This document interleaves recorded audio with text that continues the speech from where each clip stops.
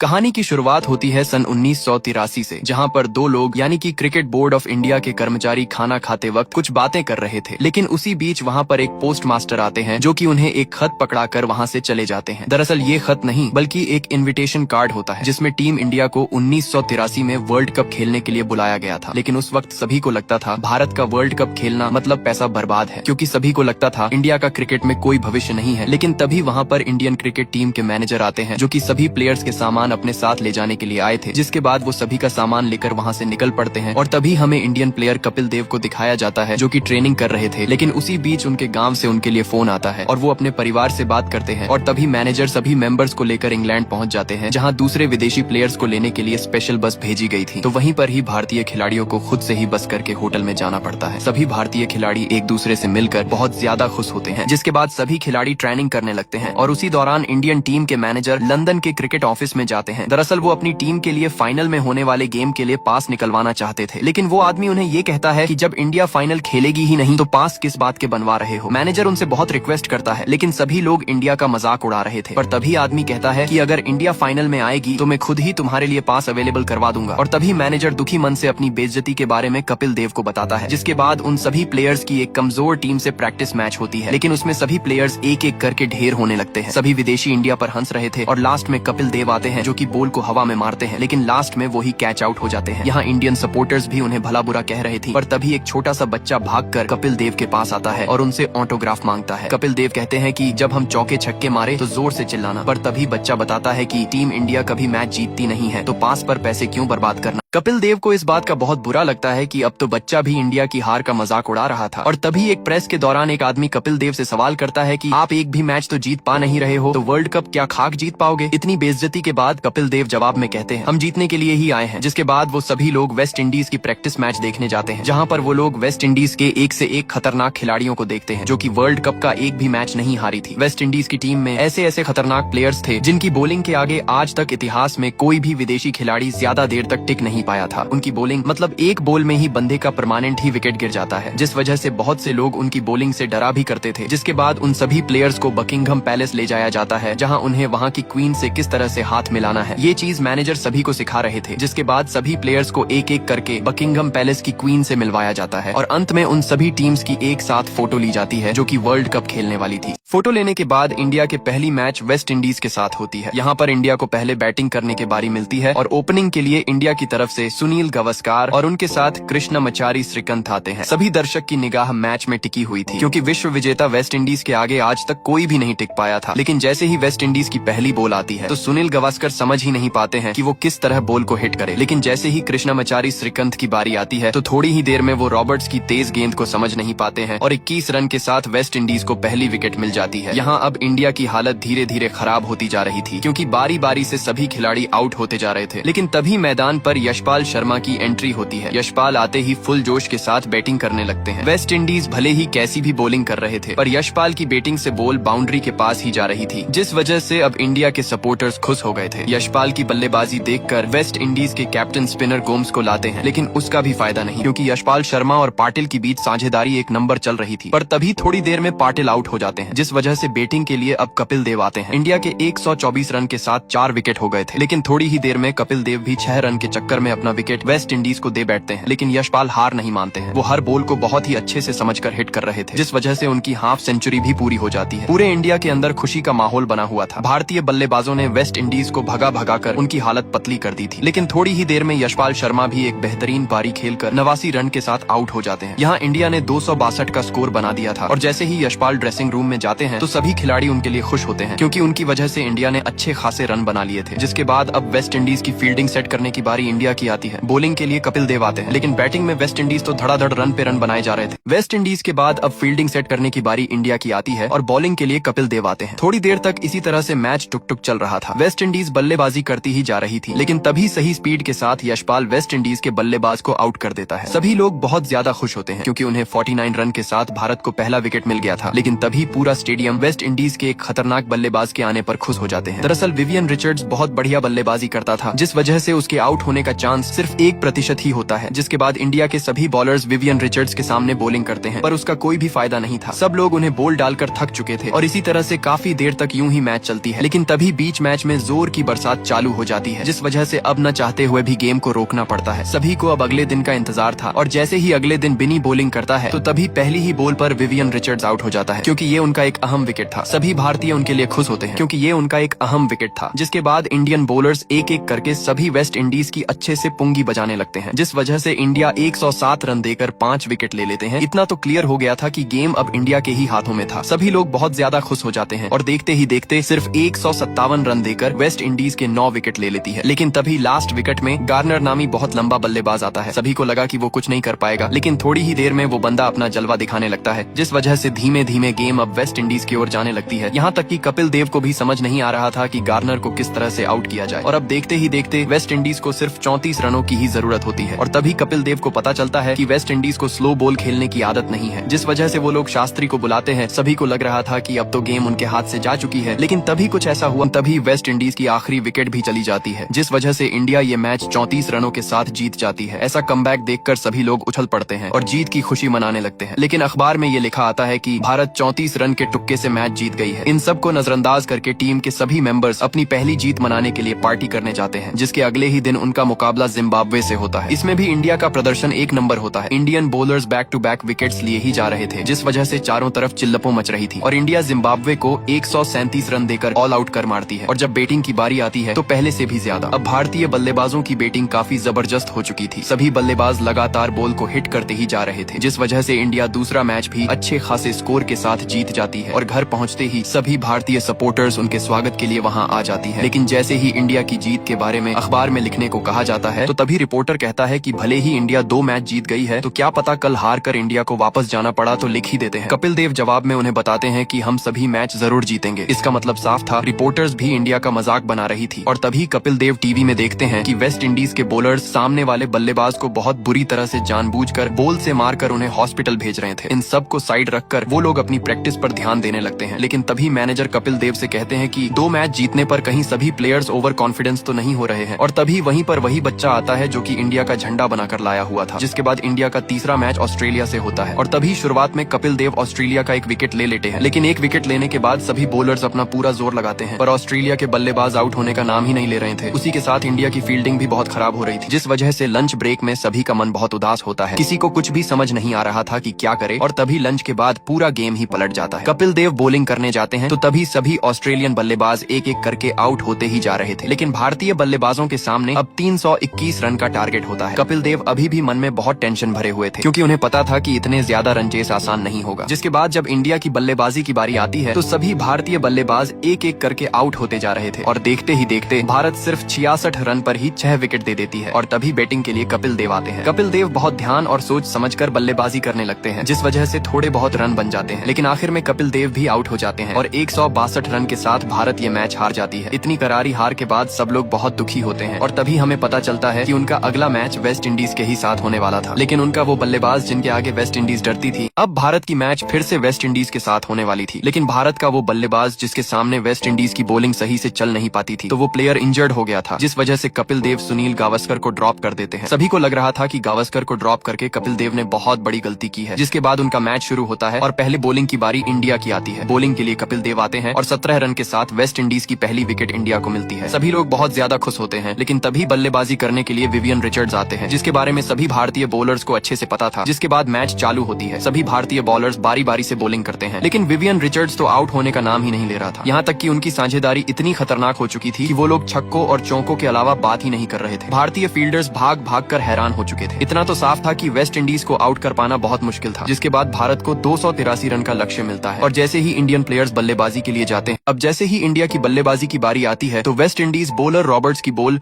श्रीकांत के सर के पास से छू कर जा रही थी और तभी श्रीकांत का पहला विकेट वेस्ट इंडीज को मिलता है। जिसके बाद इंडिया का दूसरा विकेट भी 21 रन पर गिर जाता है। सभी वेस्ट इंडीज सपोर्टर्स खुश हो गए थे। यहाँ वेस्ट इंडीज के बॉलर्स जानबूझकर बल्लेबाज पर बॉल फेंक रहे थे ताकि चोट लगने पर वो खेल न सके। लेकिन थोड़ी ही देर में भारत के बल्लेबाज अपना जलवा दिखाना शुरू कर देते हैं, जिस वजह से देखते ही देखते 2 विकेट खोने पर 71 रन बन चुके थे। वेस्ट इंडीज का ये हरामी बॉलर अपनी हरकतों से बाज नहीं आ रहा था, लेकिन बल्लेबाज उसे भी धोबी पछाड़ मार रहा था। लेकिन तभी बॉलर बल्लेबाज को उसकी अगली बॉल का सामना करने के लिए कहता है और तभी बॉलर ऐसी बॉल फेंकता है जो कि सीधा बल्लेबाज के जबड़े पर जा लगती है, जिस वजह से चारों तरफ चिंता का माहौल छा जाता है। बॉलर ने जानबूझकर ये किया था। यहाँ बल्लेबाज को बहुत बुरी तरह से बॉल उसके जबड़े पर लग चुकी थी, जिस वजह से उसे तुरंत अस्पताल ले जाया जाता है। यहाँ वो हरामी बॉलर फिर से बल्लेबाज को मारने लगता है, लेकिन उसके बावजूद भी बल्लेबाज दर्द को सहन करके बल्लेबाज बॉल को बाउंड्री तक भेज रहे थे और देखते ही देखते अमरनाथ ने अपनी हाफ सेंचुरी भी पूरी कर ली थी। भारत को खेलता हुआ देख बच्चा भी बहुत खुश हो जाता है, लेकिन तभी कट के चक्कर में भारत का तीसरा विकेट भी चला जाता है। लेकिन तभी कपिल देव बल्लेबाजी के लिए आते हैं और ग्रीज पर आते ही कपिल देव छक्कों और चौकों की बरसात कर देते हैं। यहाँ कैप्टन और वाइस कैप्टन की साझेदारी एक नंबर चल रही थी, जिस वजह से 4 विकेट के साथ 180 रन बन चुके थे। लेकिन तभी अमरनाथ भी 80 रन बनाकर आउट हो जाते हैं और यहीं से ही भारत का खेल बिगड़ जाता है, जिसके बाद से बारी बारी से सभी बल्लेबाज आउट होने लगते हैं। बच्चा पूरी तरह से उदास हो गया था और थोड़ी ही देर में भारत 66 से वेस्ट इंडीज के सामने हार जाती है। और तभी कपिल देव देखते हैं कि बल्लेबाज के कपड़ों में खून लगा हुआ था, क्योंकि उन्होंने बॉल का दर्द सहा हुआ था। और तभी मैनेजर उन्हें बताते हैं कि बल्लेबाज को 7 टांके आए हैं, जिस वजह से वो इस वर्ल्ड कप में नहीं खेल सकेगा। और जब वो लोग बस में होते हैं कि यही सभी वेस्ट इंडीज सपोर्टर्स उनके सामने ढोल नगाड़े बजाकर अपने देश का झंडा लहराकर उनका मजाक बना रहे थे। लेकिन तभी उसी बीच वही बच्चा भीड़ में आता है और वो भारत देश का झंडा लहराने लगता है। ये देखकर सभी खिलाड़ियों की आंखें भर आती हैं, जिस वजह से सभी खिलाड़ियों के अंदर एक उम्मीद जगती है। और तभी उसी शाम कपिल देव की भी पत्नी इंग्लैंड में आ जाती है। कपिल देव अपनी पत्नी से सभी बातें बताते हैं और उनकी पत्नी उन्हें मैच में ध्यान देने के लिए कहती है, जिसके बाद उनका अगला मैच जिम्बाब्वे से होता है। यहाँ कमेंट्री वाले भी सोच रहे थे कि इंडिया 2 मैच हारने के बाद भी ये मैच कैसे खेल पा रही है। और तभी कपिल देव बाथरूम में जाने से पहले सभी खिलाड़ियों को जमकर खेलने के लिए कहते ताकि उनकी बारी ही नहीं आवे। जिसके बाद कपिल देव नहाने के लिए चले जाते हैं और भारतीय बल्लेबाज मैदान में उतरते हैं। यहाँ इंडियन सपोर्टर्स भी रेडियो सुनते सुनते मैच देखने के लिए आ रहे थे और थोड़ी देर में मैच शुरू होता है, लेकिन यहाँ पर उल्टा ही हो रहा था। देखते ही देखते एक ओवर खत्म होने से पहले ही बारी बारी से 3 विकेट गिर चुकी थी और सिर्फ 6 ही रन बने थे। ये खबर कपिल देव को दी जाती है। पहले तो उन्हें ये मजाक लग रहा था, लेकिन स्कोर बोर्ड देखकर वो भी दंग रह जाते हैं। यहाँ सभी को लग रहा कि भारत का मैच खेलना ही बेकार है। इंडियन सपोर्टर्स का भी दिमाग खराब हो रहा था और यहाँ सभी लोग अगले बल्लेबाज का इंतजार कर रहे थे। और तभी बल्लेबाजी के लिए कपिल देव भागते हुए आते हैं। सभी लोग उनका मजाक बना रहे थे और तभी वहाँ पर सभी भारतीय बल्लेबाज की पत्नियां आ जाती हैं। कपिल देव अपने साझेदार को बस टिके रहने के लिए कहते हैं, जिस पर वो रन बनाने की कोशिश करेंगे और इंडियन सपोर्टर्स इतनी खराब हालत देखकर वापस जाने लगते हैं। लेकिन थोड़ी ही देर में मैच टुक टुक चलने लगती है। कपिल देव अपनी कप्तानी बखूबी निभा रहे थे, लेकिन थोड़ी ही देर में उनका साथी आउट हो जाता है। कपिल देव को बस एक साझेदार की ही जरूरत थी, लेकिन कोई भी बल्लेबाज ज्यादा देर तक टिक नहीं पा रहा था। यहाँ ड्रेसिंग रूम में सभी बल्लेबाज उदास खड़े थे, लेकिन थोड़ी ही देर में कपिल देव अपना जलवा दिखाने लगते हैं। वो धीरे धीरे गेम को संभालने लगते हैं और तभी कपिल देव ऐसा शॉट मारते हैं जो कि सीधा ड्रेसिंग रूम के कांच को ही तोड़ देता है। ये देखकर सभी बल्लेबाज को उम्मीद की किरण दिखाई देने लगती है, जिस वजह से अब इंडियन सपोर्टर्स भी खुश हो जाते हैं और वो लोग वापस से मैच देखने के लिए जाने लगते हैं। यहाँ कपिल देव अपना जलवा दिखा रहे थे, जिस वजह से देखते ही देखते 7 विकेट पर 124 रन बन चुके थे। लेकिन कमेंट्री वालों को अभी भी लग रहा था कि भारत का गेम जीतना बहुत मुश्किल है, जिस वजह से कपिल देव 4-5 पेक मारकर अपना अंडरग्राउंड हथियार निकालने के लिए कहते हैं। जिसके बाद वो मैदान में अपने मोंगूस बैट के साथ उतरते हैं और तभी फिर से कपिल देव अपने मोंगूस बल्ले से छक्कों और चौकों की बारिश कर देते हैं। लेकिन तभी उनका 8वां विकेट चला जाता है और तभी अगला बल्लेबाज आते ही कपिल देव को बल्लेबाजी करने के लिए कहता है, क्योंकि वो विकेट संभालने का काम करेगा। जिसके बाद कपिल देव फिर से बल्लेबाजी करने लगते हैं। उनकी मारी हुई बॉल कमेंट्री वालों के साथ साथ विदेशी सपोर्टर्स के गाड़ियों को तोड़ डाल रही थी, जिस वजह से देखते ही देखते सभी विदेशी सपोर्टर्स वहां से भागने लगते हैं। लेकिन थोड़ी ही देर में कपिल देव बल्लेबाजी करके एक वर्ल्ड रिकॉर्ड बना मारते हैं। लेकिन कपिल देव को तो कुछ समझ ही नहीं आ रहा था, जिस वजह से वो ज्यादा कुछ रिएक्ट नहीं करते हैं। लेकिन सभी भारतीय सपोर्टर्स कपिल देव के वर्ल्ड रिकॉर्ड बनाने का जश्न बना रहे थे। जिसके बाद भारत की बल्लेबाजी समाप्त होती है और फिर बॉलिंग की बारी आती है। भारतीय बॉलर की बॉल और उनकी फील्डिंग एक नंबर चल रही थी, जहां पहले ये कहा जा रहा था कि भारत 50 रन से भी पहले ऑल आउट हो जाएगी। तो अब वहीं पर ही भारतीय बॉलर्स अपनी अपनी जिम्मेदारी बखूबी निभाते हैं और कोई भी फील्डर बॉल को छोड़ने की जरा भी गलती नहीं कर रहा था। यहाँ तक कि कपिल देव भी हाथों हाथ विकेट ले मार रहे थे। जिसके बाद भारत जिम्बाब्वे को मैच में हरा देती है। लेकिन तभी अगले दिन जब प्रैक्टिस हो रही थी कि तभी कपिल देव अपने बॉलर को डांटने लगते हैं, क्योंकि वो सही से प्रैक्टिस नहीं कर रहा था। जिस वजह से कपिल देव सभी को इम्प्रूवमेंट करने के लिए कहते हैं। लेकिन उसी शाम उन्हें एक पार्टी में जाना होता है, लेकिन वो बॉलर जिस पर कपिल देव नाराज हुए थे तो वो पार्टी में आने से मना कर देता है। लेकिन यहाँ पर पार्टी में तभी वही न्यूज रिपोर्टर आता है जो इंडिया के हारने का इंतजार कर रहा था। लेकिन तभी भारतीय बल्लेबाज उस न्यूज रिपोर्टर को सबके सामने गलत साबित कर देता है, क्योंकि पहले भारत का बहुत मजाक बनाया गया था। जिसके बाद उनका मैच ऑस्ट्रेलिया से होता है। लेकिन उसी दौरान भारतीय बल्लेबाज ऐसी पारी खेलते हैं कि सभी बल्लेबाज बिना रुके छक्कों और चौकों की बरसात कर मारते हैं, जिस वजह से देखते ही देखते भारत ने 250 से भी ज्यादा रन बना लिए थे। जिसके बाद भारत की फील्डिंग की भी बारी आती है। सभी फील्डर्स अपनी जिम्मेदारी बखूबी निभा रहे थे। कपिल देव ने जिस बॉलर पर चिल्लाया था तो उसी के साथ सभी खिलाड़ियों ने बहुत अच्छी इंप्रूवमेंट कर ली थी, जिस वजह से देखते ही देखते भारत ऑस्ट्रेलिया को 129 रन देकर का ऑल आउट कर मारती है और अब भारत ने सेमीफाइनल में कदम रख लिया था, जिस पर वही बॉलर जो कपिल देव से नाराज था वो उन्हें शुक्रिया करता है। जिसके बाद भारत के पूरे अखबारों में भारतीय बल्लेबाजों की खबर छापी जाती है और उसी दौरान प्रधानमंत्री देश में हो रहे दंगों और जातिवाद को रोकने के बारे में सोच रही थी और तभी उन्हें एक तरकीब आती है, क्योंकि सभी को इस बात की खुशी थी कि भारत सेमीफाइनल में है। अब भारत सेमीफाइनल में कदम रख चुकी थी, लेकिन वहीं पर ही पूरे देश में दंगे और आंदोलन चल रहे थे, जिसको रोकने का उपाय प्रधानमंत्री सोच रही थी। और तभी उनके मन में एक ख्याल आता है। उन्हें पता था कि किसी को भी यकीन नहीं था कि भारत सेमीफाइनल तक भी जा पाएगी, जिस वजह से प्रधानमंत्री दंगों को रोकने के लिए सभी जगह टीवी लगाने के लिए कहती है, ताकि लोग दंगों को भूलकर टीवी से चिपके रहे। जिसके बाद उनका ये कार्यक्रम चालू होता है। हर जगह टीवी लगाई जाती है और यहाँ पर अभी भी अखबार में रिपोर्टर्स बोल रहे थे कि भारत तुक्के से सेमीफाइनल तक पहुंची है। कपिल देव इसका जवाब वर्ल्ड कप जीत कर देना चाहते थे, लेकिन तभी बिल्लू की सगाई टूट जाती है, क्योंकि लड़की वालों का कहना था कि तुम गरीब लोग से कौन शादी करेगा। जिसके बाद सेमीफाइनल इंग्लैंड के साथ होता है और भारत की फील्डिंग की बारी आती है और प्रधानमंत्री का ये प्लान काम कर जाता है। देश में दंगे रुक चुके थे, सभी लोग टीवी के सामने मैच देखने में लगे हुए थे, लेकिन यहाँ पर भारत का प्रदर्शन बहुत खराब चल रहा था, क्योंकि बिल्लू सही से बॉलिंग नहीं कर पा रहा था, जिस वजह से देखते ही देखते इंग्लैंड ने एक भी विकेट दी, बिना 50 रन बना चुके थे। और तभी कपिल देव को पता चलता है कि बिल्लू सगाई टूटने के कारण सही से बॉलिंग नहीं कर पा रहा था, जिस वजह से उसे आराम के लिए भेजा जाता है। यहाँ पूरे देश में दंगे भी रुक चुके थे, लेकिन अभी भी भारत को विकेट की बहुत ज्यादा जरूरत होती है और थोड़ी ही देर में इंग्लैंड 100 रन भी बना मारती है। लेकिन तभी भारत को इंग्लैंड का पहला विकेट मिल ही जाता है और फिर भारतीय खिलाड़ी अपना जलवा धीरे धीरे इंग्लैंड को दिखाने लगते हैं, जिस वजह से देखते ही देखते 150 रन से भी कम में इंग्लैंड के 4 विकेट चले जाते हैं। पूरे भारत में चिल्लपों का माहौल बन जाता है और फिर आखिर में भारत इंग्लैंड को 213 रन देकर ऑल आउट कर मारती है। और फिर थोड़ी देर में भारत की बल्लेबाजी की बारी आती है और फिर धीरे धीरे बल्लेबाज बढ़िया वाला प्रदर्शन देते हैं। यहाँ सभी सैनिक भी ताव के साथ मैच देख रहे थे और जल्द ही भारत 46 रन बिना विकेट के बना मारती है। पर तभी इंग्लैंड को उनका पहला विकेट मिल ही जाता है और फिर थोड़ी ही देर में इंग्लैंड को 50 रन पर दूसरा विकेट भी मिल जाता है। जिसके बाद अगला खिलाड़ी आता है, लेकिन तभी वो बॉल को हिट करके भागने लगता है, जिस वजह से वो आउट हो जाता है, लेकिन अंपायर उसे नोट आउट करार देता है। जिसके बाद यशपाल धीरे धीरे पटरी पर आने लगते हैं। वो हर बॉल को अच्छे से देखकर बाउंड्री तक भेज रहे थे, जिस वजह से देखते ही देखते भारत ने 2 विकेट पर 100 रन बना लिए थे। लेकिन अभी भी साझेदार उन्हें संभल कर खेलने के लिए बोल रहा था, लेकिन यशपाल बात को हल्के में ले रहे थे, जिस वजह से साझेदार 2 रन के चक्कर में आउट हो जाते हैं। लेकिन थोड़ी ही देर में यशपाल अपना हाफ सेंचुरी पूरी कर मारते हैं और फिर दोनों ही बल्लेबाजों की शानदार जोड़ी जमने लगती है। उन्होंने सभी बॉलर्स को घोड़े की तरह थका डाला था, लेकिन बहुत देर तक खेलने के कारण यशपाल थक जाते हैं, जिस वजह से शॉट सही नहीं लगने के कारण वो हाथ आउट हो जाते हैं। लेकिन यशपाल अपना काम बखूबी निभा कर जाते हैं, जिस वजह से सभी भारतीय सपोर्टर्स खुश हो जाते हैं और उनके लिए तालियां बजाते हैं। और अब बल्लेबाजी के लिए कपिल देव आते हैं, लेकिन भारत को फाइनल में जाने के लिए कुछ ही रनों की जरूरत होती है, जिस वजह से सभी सपोर्टर्स खुश होकर ग्राउंड पर उछल कूद करने लगते हैं। भारतीय सपोर्टर्स को देखकर इंग्लैंड का बॉलर बॉलिंग ही नहीं कर पा रहा था, जिस वजह से उन्हें दूर किया जाता है और सभी फील्डर्स एक तरफ आ जाते हैं। लेकिन आखिर में बल्लेबाज बॉल को हिट करके भागने लगते हैं, क्योंकि अब पहली बार भारत ने फाइनल में कदम रखे थे, तो सभी लोग उनके पीछे भागने लगते हैं। इसी के साथ पूरे देश में भाईचारा ऑन टॉप हो जाता है, सभी लोग बहुत ज्यादा खुश हो जाते हैं। लेकिन यहाँ इंग्लैंड में उसका उल्टा ही होने लगता है। सभी इंग्लैंड सपोर्टर भारतीय सपोर्टर को ढोल बजाने से मना कर रहे थे, लेकिन भारतीय सपोर्टर्स मानते नहीं और ढोल बजाने लगते हैं। पर तभी इंग्लैंड और भारतीय सपोर्टर्स के बीच बवाल होने लगती है। भारतीय सपोर्टर्स इंग्लैंड सपोर्टर्स को मार भगाते हैं, लेकिन उसी के साथ इंग्लैंड क्रिकेटर बोर्ड अपने वादे के अनुसार भारत को मैच के टिकट छापने की इजाजत दे देते हैं। जहां सभी रिपोर्टर से लग रहा था कि भारत को एक भी मैच जितना मुश्किल है, आज सब उनके लिए खुश होते हैं। जिसके बाद 1983 का वो दिन आ ही जाता है और भारत का फाइनल मैच वेस्ट इंडीज के साथ होता है, जिस वजह से पूरा स्टेडियम खटाखट भरा हुआ था। जिसके बाद टॉस किया जाता है और टॉस वेस्ट इंडीज जीत जाती है और इस बार वो लोग बॉलिंग पहले चुनते हैं। लेकिन यहाँ पर सभी बल्लेबाजों की हालत खराब थी, क्योंकि उन्हें पता था कि वेस्ट इंडीज के बॉलर महाकिन्ने हैं। तो जिसके बाद बल्लेबाज मैदान पर उतरते हैं। सभी भारतीय सपोर्टर्स की निगाहें टीवी पर टिकी हुई थी। जिसके बाद खेला शुरू होता है और हर बार की तरह वही होता है। वेस्ट इंडीज की बॉल बल्लेबाज की समझ से बाहर जा रही थी, जिस वजह से बल्लेबाज कई देर तक बॉल को जाने देता है और थोड़ी ही देर में 5 ओवर हो जाते हैं। लेकिन तभी 2 रन होने के बाद भारत का पहला विकेट वेस्ट इंडीज को मिल जाता है। जिसके बाद अगला बल्लेबाज आता है, लेकिन उसे भी बॉल समझ नहीं आ रही थी और साझेदार उसे आराम से खेलने के लिए कहता है। लेकिन बल्लेबाज को अब बहुत गुस्सा आ गया था, क्योंकि उसे धीरे धीरे खेलने नहीं आता था। तो साझेदार उसे अंधाधुन खेलने के लिए कहता है। जिसके बाद बल्लेबाज अंड संड मारने लगता है। सभी लोग बहुत ज्यादा खुश हो जाते हैं, क्योंकि अमरनाथ वेस्ट इंडीज की हर बॉल को बाउंड्री तक भेज रहे थे और देखते ही देखते उनकी बल्लेबाजी चारों ओर चिल्लपों मचा देती है, जिस वजह से वेस्ट इंडीज का कप्तान भी तालियां बजाता है। लेकिन थोड़ी ही देर में श्रीकांत 38 रन बनाकर आउट हो जाते हैं और इसी के साथ मैच टुक टुक चलते चलते भारत के 92 रन पर 4 विकेट गिर चुके हैं थे। जिसकी बाद बल्लेबाजी के लिए कपिल देव एंट्री मारते हैं। सभी भारतीय सपोर्टर्स को कपिल देव से बहुत उम्मीद होती है और मैदान पर आते ही कपिल देव सीधा छक्का चौका मारना चालू कर देते हैं। लेकिन कपिल देव भी छक्के के चक्कर में आउट हो जाते हैं। जिसके बाद धड़ाधड़ विकेट कितने ही लगती है। जो भी बल्लेबाज खेलने आता था तो वो थोड़े बहुत रन बनाकर आउट हो जा रहा था, जिस वजह से चारों तरफ डर का माहौल बना हुआ था। यहाँ कमेंट्री वालों के साथ साथ वेस्ट इंडीज के सपोर्टर्स भी भारत का मजाक बना रहे थे, जिस वजह से देखते ही देखते अब भारत का सिर्फ एक ही विकेट बचा हुआ था, वो भी बिल्लू था। बिल्लू जब बल्लेबाजी के लिए जा रहा था तो उसे कपिल देव की बातें याद आती हैं। उन्होंने कहा था कि अगर आज तू खेल गया तो पूरी दुनिया में सभी का नाम होगा। बिल्लू को पता था कि ये मैच उनके लिए बहुत ज्यादा जरूरी है, जिसके बाद बिल्लू और पार्टनर मिलकर गेम संभालने लगते हैं। अब बल्लेबाजी के लिए बिल्लू आता है, जिसके बाद बिल्लू और उसका पार्टनर दोनों मिलकर कुल 183 रन बना लेते हैं। इसने कम रन देखकर भारतीय सपोर्टर समझ जाते हैं कि अब गेम हारना तय है, जिस वजह से वो लोग वहां से चले जाते हैं। यहाँ तक कि ये अब तक के वर्ल्ड कप का सबसे कम रन बना हुआ था। कपिल देव इन सबको नजरअंदाज करके खिलाड़ियों को प्रोत्साहन देते हैं। वो सभी को अपनी जी जान लगाकर खेलने के लिए कहते हैं, जिसके बाद सभी भारतीय फील्डर्स मैदान में उतरते हैं और पहले बॉलिंग के लिए कपिल देव आते हैं। बॉल बल्लेबाज के करीब से निकल जा रही थी, जिसके बाद बॉलिंग की बारी बिल्लू की आती है और तभी अमरनाथ उसे अंदर वाली डालने के लिए कहती है और जैसे ही बिल्लू बॉल डालता है तो भारत को उनका पहला विकेट मिलता है। लेकिन तभी बल्लेबाजी के लिए रिचर्ड्स आते हैं। फिर क्या ही होना था, रिचर्ड्स बॉलर की हर बॉल को बाउंड्री तक भेज रहे थे, जिस वजह से वेस्ट इंडीज सपोर्टर्स भारतीय सपोर्टर्स को चिढ़ाने लगते हैं और अब सबको लग चुका था कि भारत का हारना तय है। मदन लाल की खराब बॉलिंग के कारण कपिल देव किसी और को बॉलिंग देना चाहते थे, लेकिन मदन लाल कपिल देव से एक और ओवर मांगते हैं, लेकिन कपिल देव नहीं देना चाहते थे। पर बहुत मिन्नतें करने पर, लेकिन काफी देर तक मिन्नतें करने पर वो आखिरी बार मदन लाल को बॉलिंग करने देते हैं। सभी को यही लग रहा था कि कपिल देव ने मदन लाल को फिर से बॉलिंग देकर बहुत बड़ी गलती की है, लेकिन तभी मदन लाल की पहली ही बॉल पर रिचर्ड्स कपिल देव के द्वारा हाथ आउट हो जाते हैं। भारत को वेस्ट इंडीज का बहुत बड़ा विकेट मिल जाता है, जिस वजह से सभी लोग बहुत ज्यादा खुश हो जाते हैं और फिर तभी सभी भारतीय बॉलर्स धीरे धीरे वेस्ट इंडीज की विकेट लेने लगते हैं। लेकिन एक बल्लेबाज अभी भी टिका हुआ था, जिस वजह से इस बार बॉलिंग अमरनाथ को दी जाती है और वो अपनी पहली ही बॉलिंग पर उस बल्लेबाज को भी आउट कर देते हैं। वेस्ट इंडीज के 119 पर 7 विकेट हो चुके थे और देखते ही देखते वो 129 पर 9 विकेट ले मारते हैं और अमरनाथ वो कसर भी पूरी कर देते हैं और इसी के साथ भारत सन 1983 का वो वर्ल्ड कप 83 रनों के साथ जीत जाते हैं। चारों तरफ इसे त्योहार की तरह मना रहे थे। ये थी भारत की एक असली कहानी पर मूवी। ऐसे ही वीडियो के लिए सब्सक्राइब करें और अगली मूवी का नाम बताओ।